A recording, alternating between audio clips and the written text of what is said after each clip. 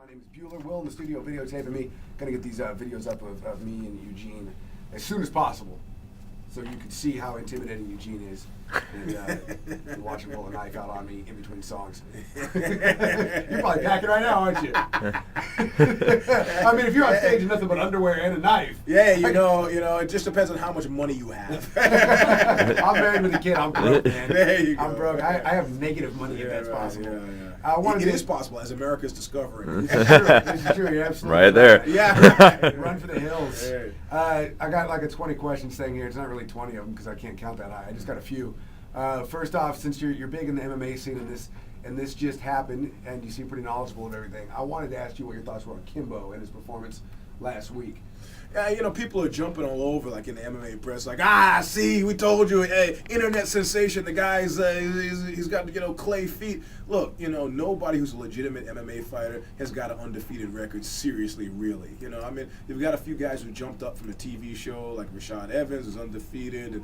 And, this won't last. If you're fighting real guys, it's on any given day. You're fighting real guys, sometime you're going to take a loss. If Seth Petrozelli, whatever the guy's name is, however you pronounce it, if he had been dominating him for 3 rounds and then follow with a knockout, then I would say, yeah, the guy's a bum and deserve, clearly he was bested by a better fighter. But you get knocked out in 15 seconds, man, that's a lucky drop. Yeah, it happens, and he's so inexperienced in the sport too, really. And now I think it could kind of help him rebuild, honestly, because he seems like a pretty humble guy when he talks to the press and he does interviews. Yeah, it seems like he's got his head. Yeah, he's good. And the thing is, the loudest guy has been Dana White, and then he's Dana White who's got Brock Lesnar in his pocket.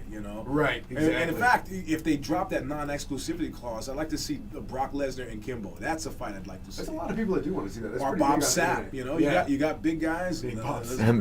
Sapp. I didn't even know he was on anyone's conscience anymore. Yeah, he's still out there. So my next question is about Junie on The Ultimate Fighter. Are you familiar with that guy? Yeah. What are your thoughts on him? Well, you know what? At this point, I know Dana White's gone on record as saying there is no Ultimate Fighting without the Ultimate Fighter TV show. But it just seems to me like kind of like a gay pajama party.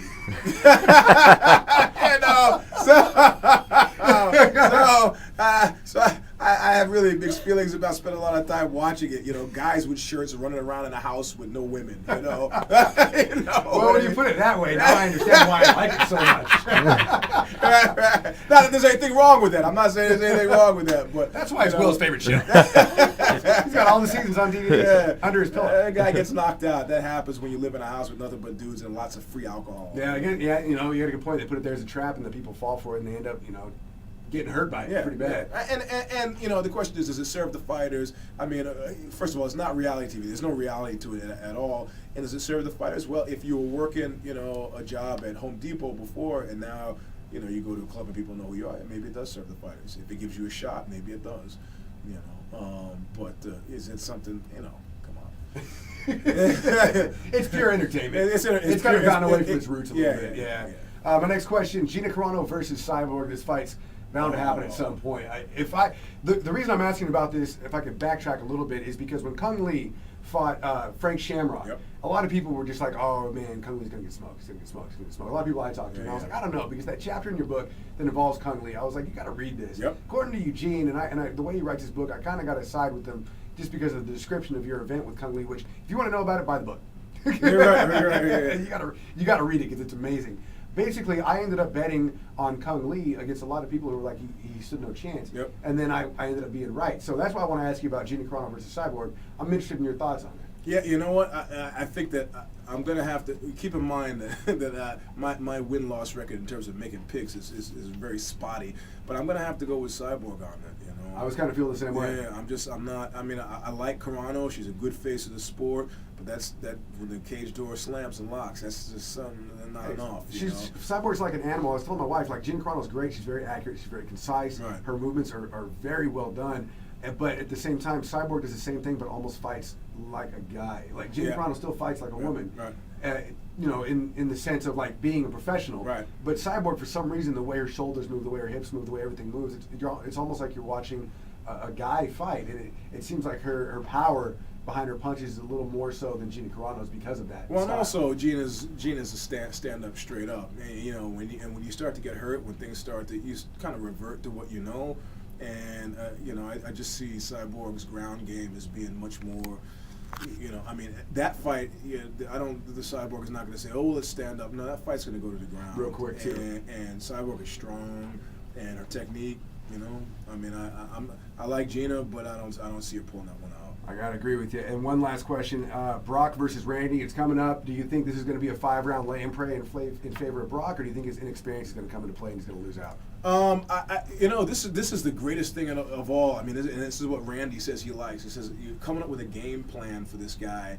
It is going to be great. Okay, I mean, this thing that we've already seen him do the bull rush. So I'm sure Randy has been doing nothing but guys coming in bull rushing him, and he's gonna clip him. He's gonna clip him if he comes in with if he comes in with a bull rush, he's gonna get clipped and dropped. I mean, Randy's stand-up skills are not insignificant. He's not a normal ground guy, wrestler guy. He's actually got some sort of stand-up skills and has like pure boxing. If memory serves me correctly, back when he was up in Oregon. So he's gonna create a situation where Lesnar is a little more cautious, and in that moment of caution, I think he's gonna lose it. I mean, he's stronger than Randy, and he's bigger than Randy, but this is no surprise to Randy. I don't think he's gonna manhandle Randy for 3 rounds. I'm 45 years old. I don't care. I mean. I don't see the jungle allowing this to even happen. Like somebody that unschooled is actually going to beat Randy. Predator versus Prey. Yeah, I mean the guy. Unless it happens in 15 seconds. In which case, and I guarantee you, if it happens in 15 seconds, there will be nobody screaming, "Oh, Randy's a bum. Randy's a bum." Right. But in actual fact, I have to try to think: do I want this not to happen because I don't think it's good for the sport? I don't think Brock Lesnar beating Randy Couture, I don't think is good for the sport. Right. I have to agree with you. So I'm with you. I hope Randy wins. I'm with you on Gina Carano. Unfortunately, I want Gina to win. I kind of agree with you hands down. We'll be back with Eugene shortly. It's Rock 96.7.